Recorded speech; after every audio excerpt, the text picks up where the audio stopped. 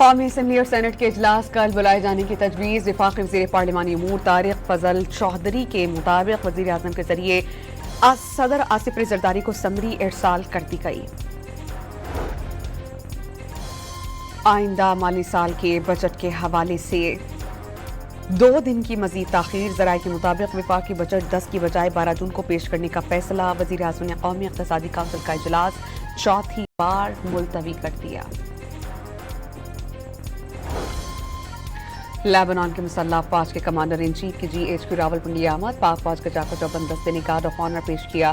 Field marshal Syed Asim Munir سے ملاقات میں علاقائی سیکیورٹی کی صورتحال اور دفاعی تعاون پر تفصیلی تبادلہ خیال کیا گیا۔ ISPR کے مطابق پاکستان اور لیبنان کی مسلح افواج کے درمیان پیشہ ورانہ روابط اور تربیتی تعاون بڑھانے پر اتفاق کیا گیا۔ الیکشن کمیشن آف پاکستان نے گلگت بلتستان کے 5 حلقوں کے نتائج روک دیے۔ کچھ پولنگ سٹیشنز میں دوبارہ پولنگ ہوگی۔ چیف الیکشن کمشنر کے مطابق پرامن طریقے سے انتخابات کا انعقاد ہوگا۔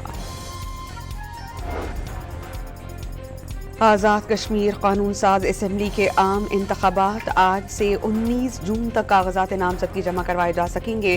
آزاد کشمیر قانون ساز اسمبلی کے عام انتخابات 27 جولائی کو ہوں گے۔ امریکی صدر ڈونلڈ ٹرمپ نے ایران کے ساتھ بہت اچھی ڈیل ہونے کی نوید سنا دی۔ 2 سے 3 دن میں معاہدہ طے پانے کا دعویٰ۔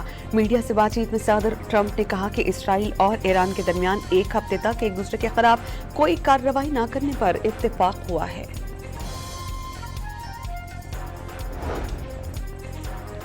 امریکی نائب صدر جے ڈی وینس نے ایران کے ساتھ مذاکرات میں امریکہ کی پوزیشن کو مضبوط قرار دے دیا ہے اور صدر ٹرمپ کے اہداف حاصل کرنے کے قریب پہنچنے کا دعویٰ بھی کر دیا ہے۔ فاکس نیوز سے گفتگو میں امریکی نائب صدر نے کہا کہ ایرانی نہیں چاہتے کہ جنگ جاری رہے اور جنگ جاری رہنا ایران کے مفاد میں بھی نہیں۔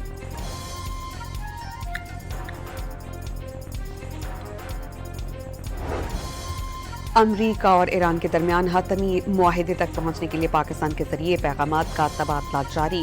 اقوام متحدہ میں ایرانی سفیر امیر سعید ایروانی نے واضح کر دیا کہ دونوں ممالک ابھی تک کسی حتمی معاہدے کے متن تک نہیں پہنچ سکے۔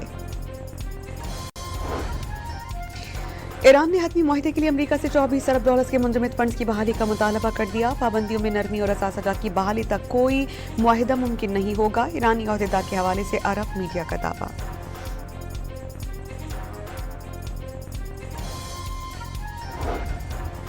لیبنان پر اسرائیلی حملوں کا سلسلہ جاری۔ ضلع سور میں فضائی حملے میں 8 افراد شہید۔ صہیونی فوج نے کچھ دیر پہلے سور شہر سے انخلا کی وارننگ دی تھی۔ صبح سے جاری حملوں میں اب تک 12 لیبنان کے شہری شہید ہو چکے ہیں۔ آزاد کشمیر کے دیگر شہروں کی طرح میرپور، مظفر آباد، راولہ کوٹ اور باغ میں معمولات زندگی رواں دواں۔ تعلیمی، کاروباری اور سماجی سرگرمیاں معمول کے مطابق جاری۔ کاروباری مراکز کھلے ہیں۔ وزیر اعظم کی بجلی کی تقسیم کار کمپنیز کی نجکاری کے عمل کی تیز رفتار کرنے کی ہدایت۔ خسارے کا شکار ریاستی ملکیتی اداروں کی نجکاری اولین ترجیح قرار۔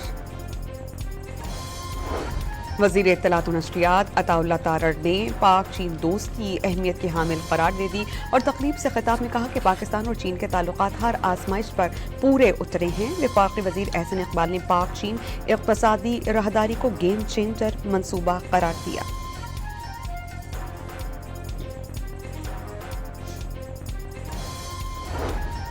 پاکستان خطے اور عالمی امن کے لیے فعال کردار ادا کر رہا ہے۔ وفاقی وزیر توانائی اویس لغاری کے مطابق روسی صدر نے پاکستان کو اہم ملک قرار دیا اور واضح کیا کہ پاکستان شفاف اور منصفانہ عالمی نظام کا حامی ہے۔ وفاقی وزیر صحت مصطفیٰ کمال نے تیزی سے بڑھتی آبادی سب سے بڑا مسئلہ قرار دے دیا اور تقریب سے خطاب میں مصطفیٰ کمال نے کہا کہ بڑھتی آبادی کے باعث کئی طرح کے مسائل جنم لے رہے ہیں۔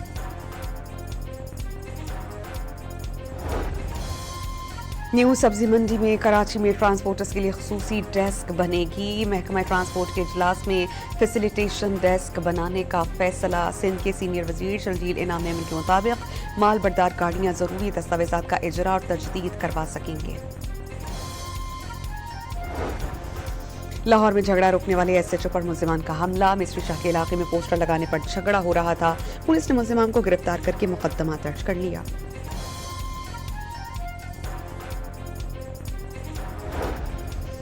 امریکی عدالت نے صدر ڈونلڈ ٹرمپ کے H-1B ویزے پر عائد $1,00,000 کی فیس کو غیر قانونی قرار دیا، جسے اس ملک کو نقصان پہنچا رہے ہیں، امریکی صدر کا الزام۔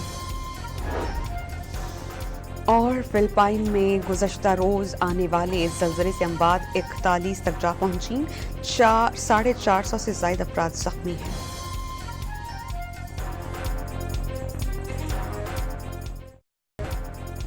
قومی اسمبلی اور سینٹ کے اجلاس کل بلائے جانے کی تجویز۔ وفاقی وزیر پارلیمانی امور طارق فضل چودھری کے مطابق وزیر اعظم کے ذریعے صدر آصف علی زرداری کو سمری ارسال کر دی گئی۔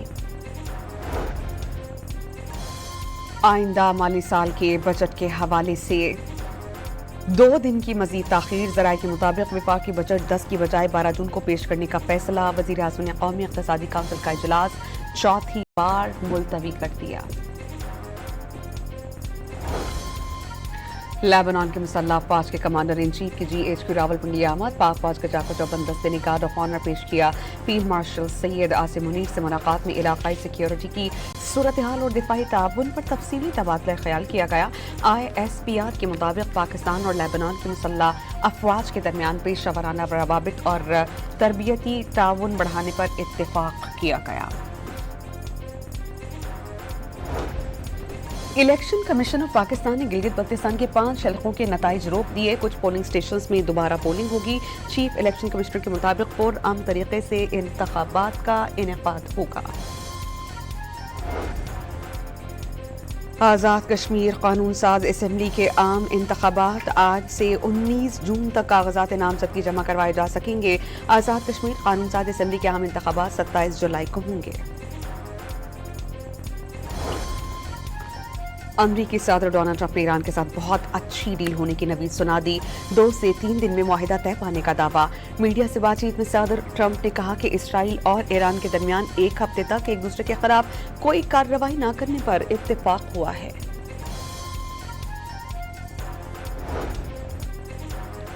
امریکی نائب صدر جے ڈی وینس نے ایران کے ساتھ مذاکرات میں امریکہ کی پوزیشن کو مضبوط قرار دے دیا ہے اور صدر ٹرمپ کے اہداف حاصل کرنے کے قریب پہنچنے کا دعویٰ بھی کر دیا ہے۔ فاکس نیوز سے گفتگو میں امریکی نائب صدر نے کہا کہ ایرانی نہیں چاہتے کہ جنگ جاری رہے اور جنگ جاری رہنا ایران کے مفاد میں بھی نہیں۔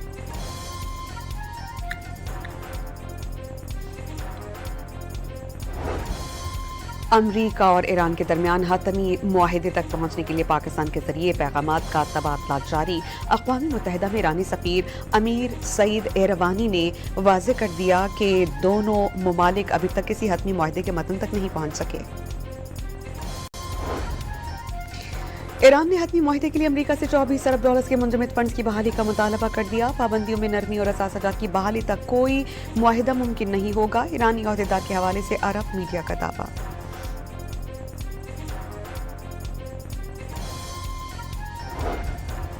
لیبنان پر اسرائیلی حملوں کا سلسلہ جاری۔ ضلع سور میں فضائی حملے میں 8 افراد شہید۔ صہیونی فوج نے کچھ دیر پہلے سور شہر سے انخلا کی وارننگ دی تھی۔ صبح سے جاری حملوں میں اب تک 12 لیبنان کے شہری شہید ہو چکے ہیں۔ آزاد کشمیر کے دیگر شہروں کی طرح میرپور، مظفر آباد، راولہ کوٹ اور باغ میں معمولات زندگی رواں دواں۔ تعلیمی، کاروباری اور سماجی سرگرمیاں معمول کے مطابق جاری۔ کاروباری مراکز کھلے ہیں۔ وزیر اعظم کی بجلی کی تقسیم کار کمپنیز کی نجکاری کے عمل کی تیز رفتار کرنے کی ہدایت۔ خسارے کا شکار ریاستی ملکیتی اداروں کی نجکاری اولین ترجیح قرار۔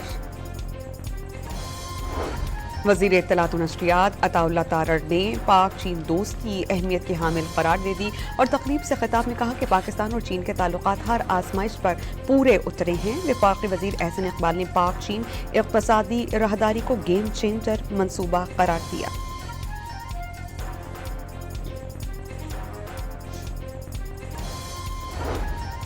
پاکستان خطے اور عالمی امن کے لیے فعال کردار ادا کر رہا ہے۔ وفاقی وزیر توانائی اویس لغاری کے مطابق روسی صدر نے پاکستان کو اہم ملک قرار دیا اور واضح کیا کہ پاکستان شفاف اور منصفانہ عالمی نظام کا حامی ہے۔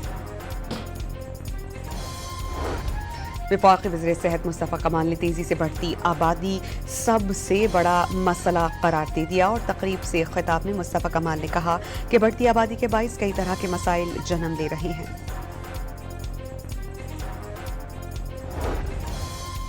न्यू सब्जी मंडी में कराची में ट्रांसपोर्टर्स के लिए खसूसी डेस्क बनेगी। महकमा ट्रांसपोर्ट के इजलास में फैसिलिटेशन डेस्क बनाने का फैसला। सिंध के सीनियर वजीर शर्जील इनाम मेमन के मुताबिक माल बरदार गाड़ियां जरूरी दस्तावेजात का इजरा और तजदीद करवा सकेंगे।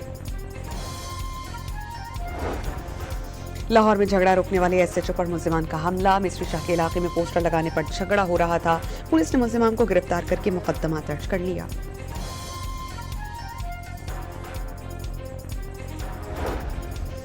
अमरीकी अदालत ने सदर डोनाल्ड ट्रंप के H-1B वीजे पर आयद $1 लाख की फीस को गैर कानूनी करार दिया, जैसे इस मुल्क को नुकसान पहुंचा रही हैं। अमरीकी सदर का इल्जाम। और फिलिपाइन में गुज़श्ता रोज आने वाले ज़लज़ले से अमवात 41 तक जा पहुंची।